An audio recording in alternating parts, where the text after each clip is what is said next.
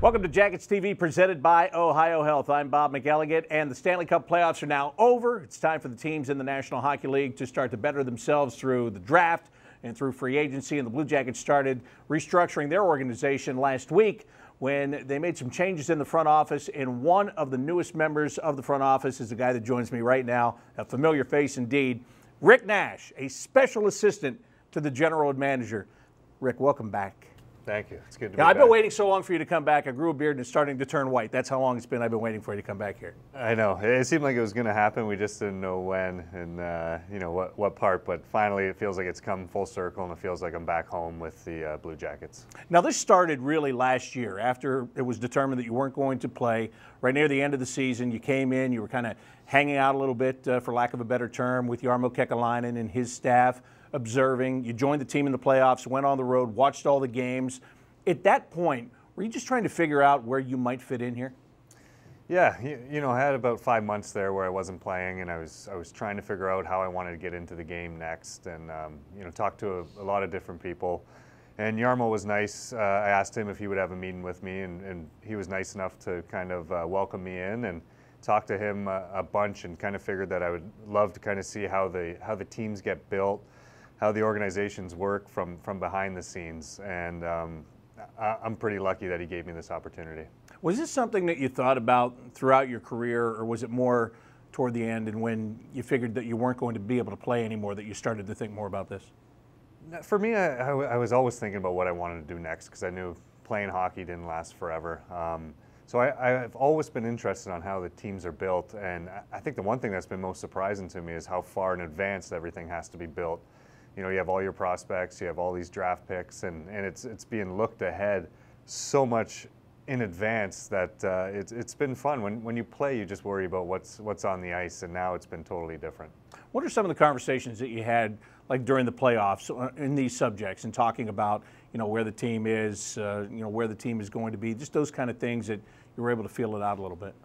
Yeah, it was a bit different during the playoffs, because there's not much you can really do from a management point, but you kind of see what the other teams are doing. You try to see what's working, where you could use some help. It's just interesting to see the relationships too during those times with Torts and Jarmo and just the different things that go in on a daily basis, whether it's not even related to hockey, whether it's travel schedule. It's fun for me to sit back and watch that. When you were a player and you had to deal with your head coach or your general manager, or both at the same time maybe at times, did you realize that there was that much other stuff going on behind the scenes? No, you didn't, for sure. And I think it's nice to have that open pipeline for a player and for the GM, for the player and the coach. I think sometimes for me as a player, just whenever you hear about those meetings, you always think it's going to be bad. For me, everyone's trying to accomplish the Stanley Cup, and I think it's important for everyone to kind of feel as one, as a Blue Jacket, and not have that, that awkward feeling. And it's been great here. I could see the players interact with Torts. I could see the players interact with Jarmo, and it's been fun to watch. When the playoffs were over and Jarmo asked you to go to the World Championships and join him there, what did you learn through that experience? Jarmo's an incredible individual and has a credible eye for hockey players. I mean, he knows every single player in the NHL, every single player in Europe, every single player, coming up in anyone's system. I was really impressed by how much he just knew about the game and trying to teach me on things to watch for while scouting a player, watching them skate, watching them stick handle, watching them away from the puck. Obviously, I have a hockey background and played a lot of years, but it was still fun to be looking for certain things that he looks for in players.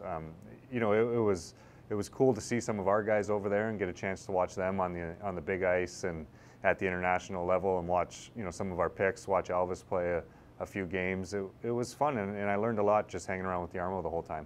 Special assistant to the general manager. What is that going to entail for you? Is it still the same thing, kind of a little bit of everything? Yeah, me and Jarmo and Billy Zito talked about it, and they really didn't have a game plan and wearing one hat. It was a bunch of different things. I think they want me to help with recruiting free agents here. They want to help me with young guys in the system, whether they're in junior or Cleveland, and even young guys with the big team. And if I can help in any leadership role with some of our leaders, it's just going to be a kind of a thing that we figure out as we go, but I think they're going to be asking me to wear a lot of different hats. All right, let me hit on a couple of those things. Leadership, number one. You were a captain when you were here, so you've been in that role. And, of course, the captain is dealing not with just playing day-to-day, but dealing with a coach and dealing with the other players. And, you know, there's much more responsibility. The things that you dealt with as a captain, how much does that help you for this kind of a role? You know, when you're a captain, and this is what I think Nick does such a good job with, is he kind of has that personal relationship with each player. You know, when you're a young guy, you come in and you just worry about your game, and you know, you don't worry about what's going on with the veteran players and that kind of stuff outside the game.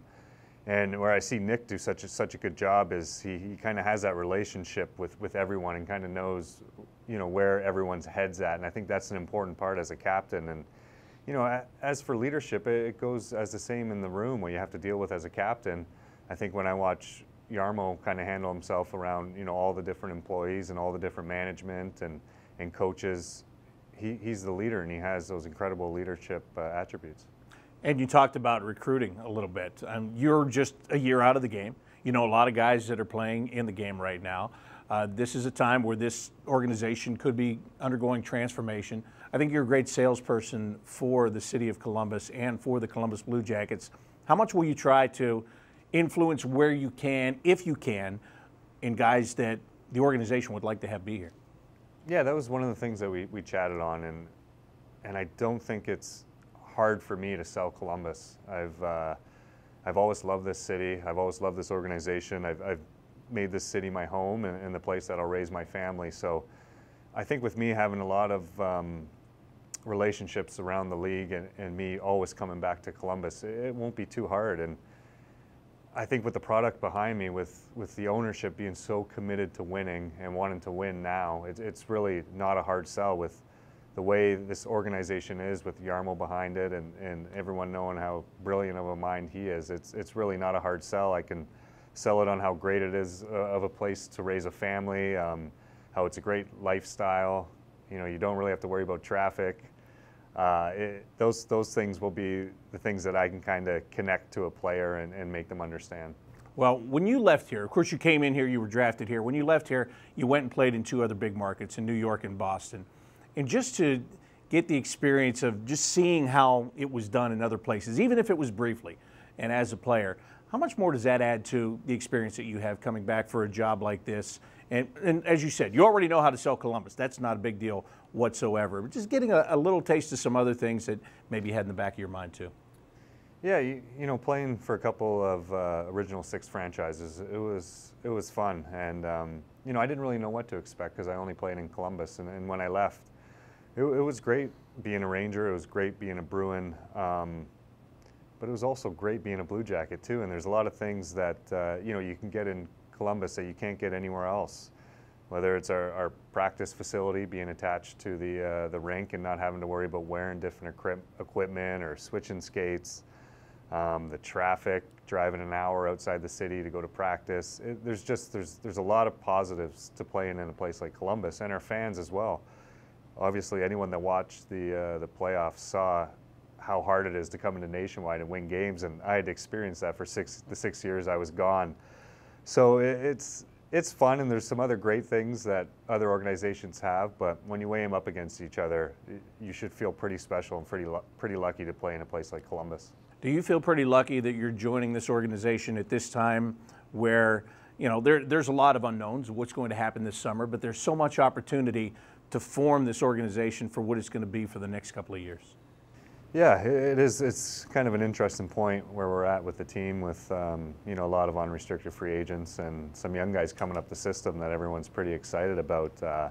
It seems like it's one of those times where we are going to have an interest in the next 3 weeks to see what happens. But after spending a lot of time with the guys upstairs and the guys making the calls, I have 100% confidence in them that the right things will be done. You going to the draft in Vancouver? Yeah. Now, once upon a time, you were that guy in the stands who got taken first overall. Now you're going to be in a different role there. Are you looking forward to that? Yeah, I'm very interested to see on how everything goes down on the floor. Obviously, this year we don't have many picks as of right now, but you know, it seems like a lot of deals happen at the draft. A lot of things happen at the draft, and you know, as a player, you're just kind of sitting there nervous, waiting for your name to be called. And, you know, this side of it, I think it's going to be fun for me to sit back and watch how all that gets done. Some surreal things I would imagine for you, and I want to ask you, did you ever think you would come back to the Blue Jackets, be part of the front office, and your good friend Jared Boll is helping out with the coaches at the same time?